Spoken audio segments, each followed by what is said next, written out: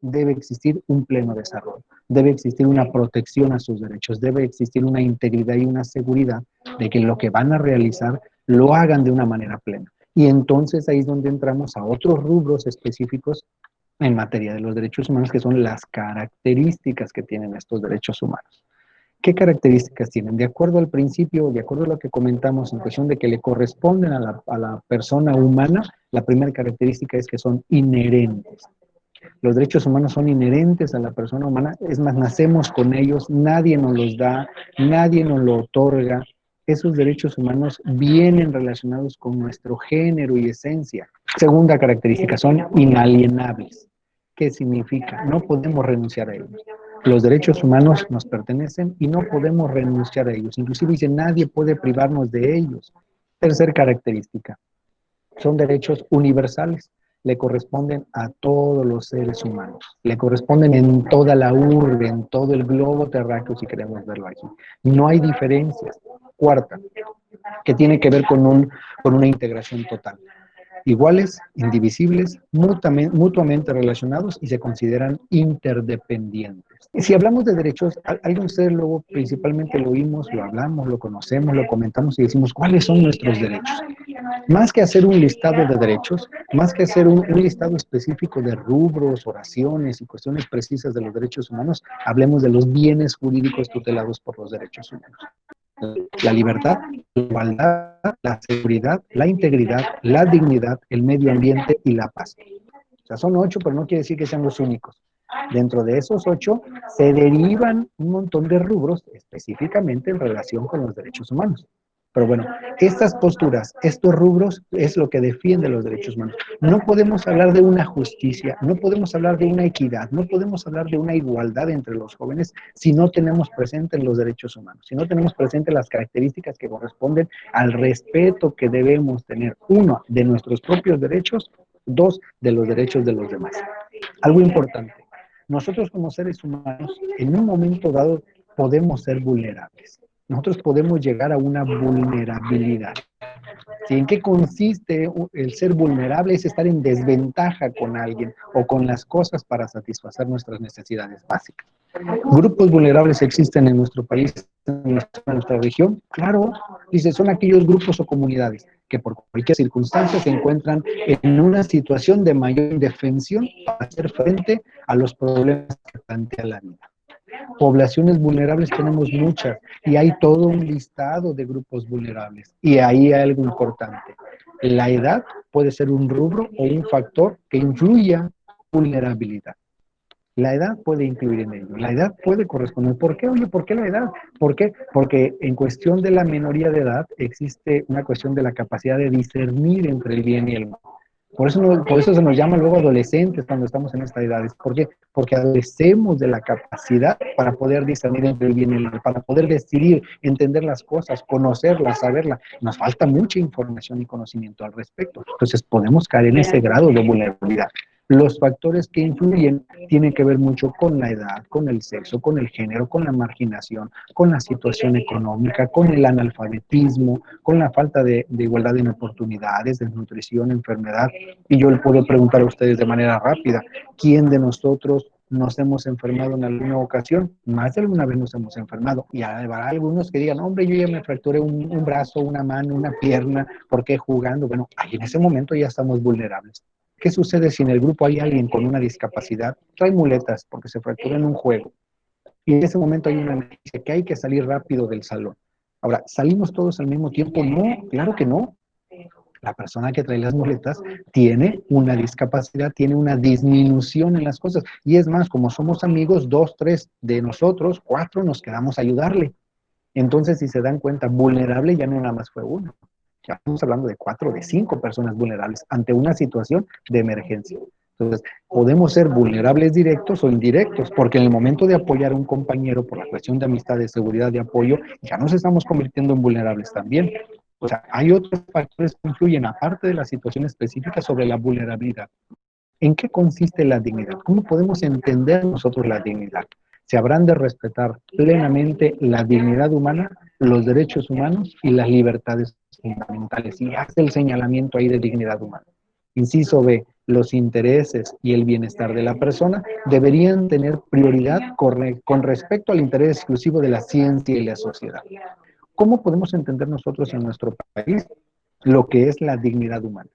Hay interpretaciones de manera legal, hablando de una cuestión de justicia, hablando de una cuestión de legalidad en nuestro país. Quien determina las posturas legales es el poder legislativo del país, a través de las leyes y demás, y quien hace que esas leyes se cumplan es el poder judicial, a través de los juzgados y la Suprema Corte de Justicia de la Nación. Entonces, esa Suprema Corte de Justicia de la Nación que hace que se cumplan las leyes, precisamente lo que hace es determinar rubros e interpretaciones a la ley y dentro de ellas ha manejado una interpretación sobre la dignidad humana. Dice, constituye una norma jurídica que consagra un derecho fundamental a favor de las personas y no una simple declaración. Ante ello, en cuestión de justicia, en cuestión de llegar a una equidad, en cuestión de llegar a un equilibrio en cuestión de las cosas y poder llegar a un punto de vista legal, existe la cultura de la legalidad. ¿Qué es la cultura de la legalidad? ¿En qué momento ustedes como jóvenes, estando ahorita en esta edad, en este nivel medio superior, pueden conocer y pueden interpretar una cultura de la legalidad? En el momento, de acuerdo a la explicación, en que conocemos las leyes, en que conocemos las disposiciones que nos corresponden como jóvenes, me refiero a ustedes, que nos corresponden y que las podamos aplicar. ¿Qué es la justicia? Hay muchos conceptos también. Yo encontré uno en la Real Academia Española que establece principio moral que lleva a dar a cada uno lo que le corresponde o pertenece. Dice igualdad, la disposición a tratar a todos los ciudadanos del mismo modo sin importar su género, raza, posición social o cualquier otra característica o cualidad. La equidad, dice, es la capacidad de ser justos, ahí está el término otra vez, o de impartir justicia partiendo del principio de la igualdad, partiendo del principio de la igualdad, pero considerando las necesidades individuales y las circunstancias de cada ciudadano. Una diferencia entre igualdad y equidad dice es que con la igualdad la justicia se aplica a todos los ciudadanos de manera uniforme, de la misma manera, mientras que con la equidad se pueden hacer excepciones siempre y cuando no se comprometa el sentido de la imparcialidad. Antes de ver esa postura en cuestión de la igualdad y la equidad, debemos pensar en algo que se llama integración o inclusión. Inclusión, dice, hacer partícipe del todo. La inclusión es que la persona sea partícipe del todo en general. La inclusión no se centra en la discapacidad o el diagnóstico de la persona o en la diferencia, se centra en las capacidades. La inclusión es, en este sentido, darle a cada uno lo que necesita específicamente para poder ejercer el mismo derecho. Para todo ello, debemos conocer la empatía. Dice, es la capacidad de comprender la vida emocional de la otra persona, casi en todos los aspectos. Dice, no necesariamente supone compartir las mismas opiniones. Oye, espérame, yo soy empático, pero no por eso voy a compartir la idea que tú tienes, no por eso voy a seguir tu ideología, compañero o compañera. Pero dice, no supone necesariamente compartir las mismas opiniones o argumentos que justifiquen el estado de reacción de la persona. Ni siquiera significa estar de acuerdo con el modo de interpretar las situaciones que vive. Primer rubro, la empatía no corresponde necesariamente a eso. Dice, la empatía está referida, entre otras muchas cosas, es a la escucha activa, a la comprensión, al apoyo emocional. Implica tener capacidad suficiente para diferenciar entre los estados afectivos, las situaciones en las que se encuentra la persona y la habilidad para tomar soluciones al respecto. Dice, ¿qué tiene que ver con ello? También una cuestión cognitiva. El ser empático no quiere decir, sí, yo te entiendo, ya, sí, vamos, dale. No, la cuestión empática es, yo entiendo lo que estás viviendo, pero soy tolerante, pero respeto tu reacción, respeto tu opinión. No todos reaccionamos de la misma manera. Y ser empáticos es entender que hay diferencia, pero entender precisamente que podemos nosotros ser partícipe de esta situación y apoyar a la persona que está cerca a nosotros. Y esto aplica no nada más en cuestión de la escuela, no aplica nada más a ustedes como compañeros en la escuela, aplica también en sus casas, aplica también en la familia. Esa es la cuestión empática. Para ello, no debemos discriminar. Ahí en esta imagen, si se dan cuenta, están discriminando al patito feo. Ahí está discriminado. ¿Cómo se da la discriminación? La discriminación se da, ¿por qué? Porque lo excluimos precisamente de las cosas. Recuerden la imagen de los 4 ángulos. y ahí está la exclusión. Para los efectos de una ley que existe precisamente para prevenir y eliminar la discriminación, se manejan muchos rubros, objetivos y demás, y hace señalamientos de cómo o qué situaciones pueden ser discriminatorias. Dice por ahí el origen étnico, color de la piel, la cultura, el sexo, el género, la edad, las discapacidades, una condición social, económica, de salud o jurídica, la misma religión, la apariencia física, aguas, luego estamos muy expuestos a que criticamos la forma de vestir de alguien, la forma de pensar, la forma de tener su ropa o de cómo hacerlo. No sabemos las condiciones personales de cada uno. Recuerden, no somos empáticos al respecto. Probablemente tiene la ropa, probablemente no tiene la ropa, probablemente batalló para tener esa ropa, probablemente viene de otro lugar que no sea su casa cómodo y demás. Entonces, son cuestiones también de ese tipo, la apariencia física, las características genéticas somos diferentes. Este es otro rubro que maneja en cuestión de motivo para discriminar, la situación migratoria, el embarazo, la lengua, la cuestión indígena o los orígenes que podamos tener, las opiniones, las preferencias sexuales, estado civil. Y aquí está este rubro específico donde nosotros podemos tener un listado de cuántos motivos hay. Entonces, tratemos de enlazar, por ejemplo, tratemos de enlazar lo que es los derechos humanos, tratemos de enlazar con la cuestión de las leyes, las disposiciones legales, enlacémoslo, en este caso, con la cuestión de la justicia, pero sin perder de vista la empatía. Si nosotros no somos empáticos y no aplicamos la cuestión de una igualdad y una equidad en este sentido, vamos a tener problemas y vamos a generar conflictos sociales en nuestro alrededor.